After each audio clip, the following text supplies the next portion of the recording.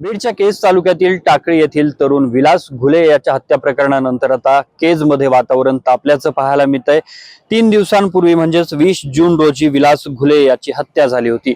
यानंतर केज शहरामध्ये सध्या रास्ता रोको आंदोलन सुरू आहे, तर दुसऱ्या बाजूला पोलीस ठाण्यामध्ये मोठ्या प्रमाणात नातेवाईकांसह गावकरी जमले असून ठिय्या आंदोलन सुरू आहे। 20 जून रोजी विलास घुले हा केज तालुक्यातील कदमवाडी फाटा परिसरातील गावकरी हॉटेलवरती बसला होता। त्या ठिकाणी 2 गटांमध्ये अनैतिक संबंधातून वाद सुरू होता। या वादामध्ये घुले हा पडला आणि यानंतर आरोपी आणि विलास घुलेमध्ये वाद सुरू झाला। या दरम्यान एका आरोपीने त्याच्या पोटात चाकू खुपसून हत्या करण्याचा प्रयत्न केला। यानंतर जखमी झालेला विलास घुले याला रुग्णालयामध्ये उपचारासाठी दाखल करण्यात आलं आणि दुसऱ्या दिवशी दुपारी त्याचा उपचारादरम्यान मृत्यू झाला। या संपूर्ण घटनेनंतर गावकरी आणि नातेवाईक आक्रमक झाले होते। पोलिसांनी 9 आरोपींच्या विरोधात गुन्हा दाखल केला असून 6 आरोपींना अटक केली आहे, तर 3 आरोपींचा सध्या शोध सुरू आहे। या दरम्यान आतापर्यंत नातेवाईक आणि गावकऱ्यांनी तब्बल 5 वेळा अहिल्यानगर अहमदपूर हा राष्ट्रीय महामार्ग रोखून धरला होता। आज सकाळी तब्बल 5 तास रास्ता रोको आंदोलन केज शहरातील छत्रपती शिवाजी महाराज चौकात झालं।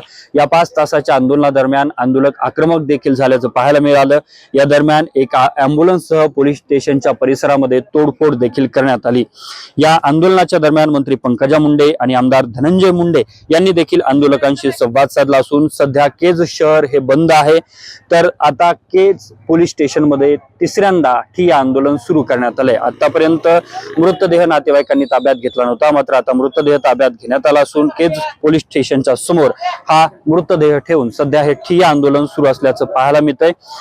तर आरोपींना तात्काळ अटक करण्यात यावा, उर्वरित आरोपींना अटक करून इतरही काही आरोपींचा या गुन्ह्यामध्ये समावेश करण्यात यावा, अशा प्रकारची मागणी या आंदोलकांची आहे। मात्र हे आंदोलक दुपारी मोठ्या प्रमाणात आक्रमक झाले होते। पोलिसांनी आतापर्यंत 4 ठिकाणचे सीसीटीव्ही फुटेज ताब्यात घेतले असून सीडीआर देखील तपासलेले आहेत। यामध्ये इतर कोणत्याही व्यक्तींचा समावेश आणि या लोकांच्या पाठीशी कुणीही नसल्याचं दिसून येत असल्याचं IPS अधिकाऱ्यांनी सांगितलंय। मात्र कोणालाही सोडलं जाणार नाही, पुराव्यांच्या आधारे सखोल तपास केला जाईल असं पोलीस अधिकाऱ्यांकडून आणि बीड पोलिसांकडून आश्वस्त करण्यात आलेलं आहे। मात्र सध्या केज शहरामध्ये तणावपूर्ण वातावरण निर्माण झाल्याचं पाहायला मिळतंय, तर सध्या हे आंदोलन जे आहे ते सकाळपासून सुरू असल्याचं देखील पाहायला मिळतंय।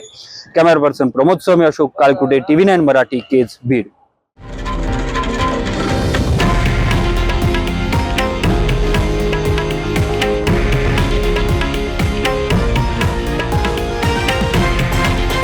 हे आहे देशातील नंबर 1 न्यूज नेटवर्क आणि आपण पाहत आहात TV9 मराठी, एकमेव।